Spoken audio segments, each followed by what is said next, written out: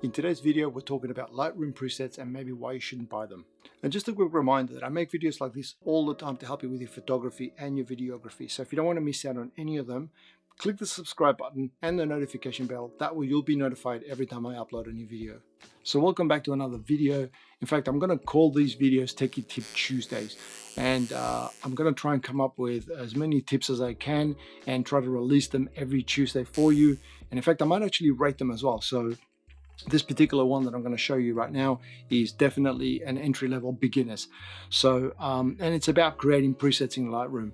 And when I say in the title that you shouldn't buy your Lightroom presets, what I mean by that is, because I should clarify that I buy Lightroom presets sometimes, but you shouldn't buy Lightroom presets because you think that they're too difficult to make, because they're really, really easy and simple to do. In fact, you're probably already doing most of it. It's just the last 10%. So I'm going to walk you step by step on how to do this. So let's jump into Lightroom right now and show you how that works.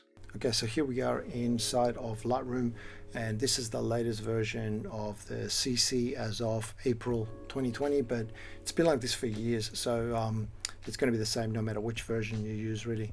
But yeah, so we're in Lightroom now, and what we're going to do is we're just going to edit.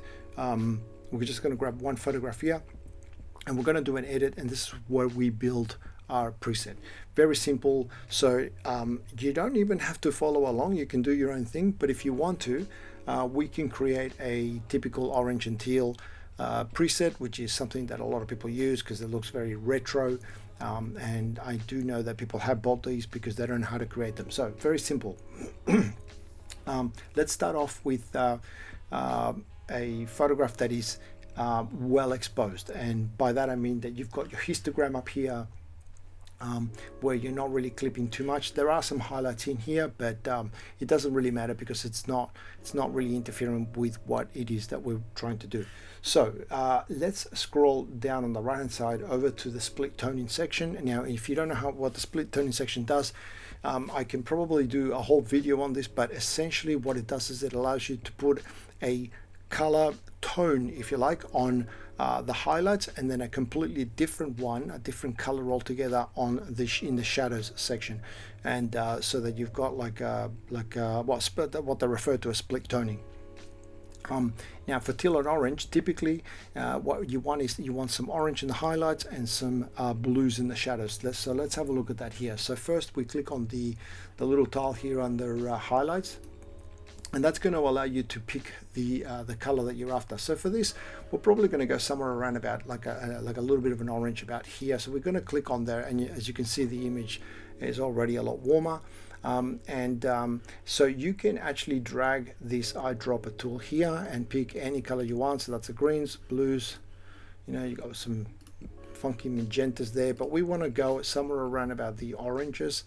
So the different orange flavors are all around here, and if you wanted to then just stick with that particular color and just increase the saturation rather than drag this around, you can actually just move the slider up and down, and it's going to move it's going to move the selection point up and down, so it's going to increase only the saturation. It's not going to change it to a different color. So for this, I think probably somewhere around about say 25 will be enough.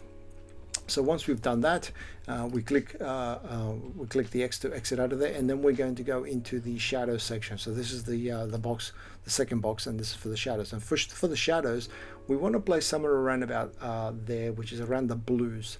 And as you can already see, that's already got a nice sort of retro orange and teal tone to it as well. So you can increase this more if you wanted to give it a really sort of more of extreme look. But we're going to leave it there, I think around about 30 on this one. And just quickly, you've got this balance bar over here, which is if you wanted to lean more towards the one side or the other. So that's obviously going to the highlights, that's going to the blues and the shadows. But we're going to leave that in the middle as well. Double click in there, by the way, if you ever need to go back to zero really quickly, any one of the sliders, you just double click on it and it switches back to zero. So we're going to leave this like this. The only other thing we're going to do here, I think, is maybe just add a little bit of contrast. I think it'll look really good with a little bit of contrast, and then possibly I may even just bring the temperature down just just a little there, and possibly actually increase the orange a little bit as well in the split toning. Now I don't have to go back and click into this box if I want to modify it. I can just increase the saturation from here as well, and that's going to give me it's going to pump up the saturation. So that's it. Let's just say, for example, that this is the preset that we wanted to create. Now I don't do anything with the exposure compensation on these, and that is because if I was to really change the exposure to correct an exposure issue, like if I was say working on a photograph that was underexposed or overexposed, it would mean that my filter would then try to correct future images that I apply the filter on, which means that the photographs would have to be overexposed or underexposed, which is never something we want to do intentionally. So for that reason, I never include exposure in my presets. So at this point, we want to go up to the, now you can't see this at the moment, but if you go up to the develop menu up in Lightroom, you're going to see an option in there called a new preset, or you can just do a shift command N or shift control N on a PC. And when you go in there, it's going to allow you to select the things that you want to include as part of your preset. So in here, I usually start off with check none, and then I go in and just click the things that I've actually gone in there and changed. So for example, in this case, I did change the white balance, that is the temperature. I did a little bit of contrast, and then we did the split toning. So they're the things that I want to include as part of my my preset. And now I just got to pick a name for it. So I'm just going to say orange and teal, and here it gives you the option to save it under different groups if you wanted to, but I've got one in there called dance presets. That's where I store all my presets. That's it. You just do a create, and you'll notice now that on the left hand side, these are all my presets over here, and you'll see down the bottom I've got orange and teal. So if I move on to say the next photograph, which is this one here, and again this is just starting off fresh, if I go and click on my orange and teal, it goes and applies those changes, and as you'll notice, I'll go back and forth. You know, that's the previous image and this is the new image, and you can see that they match exactly because it's the same settings.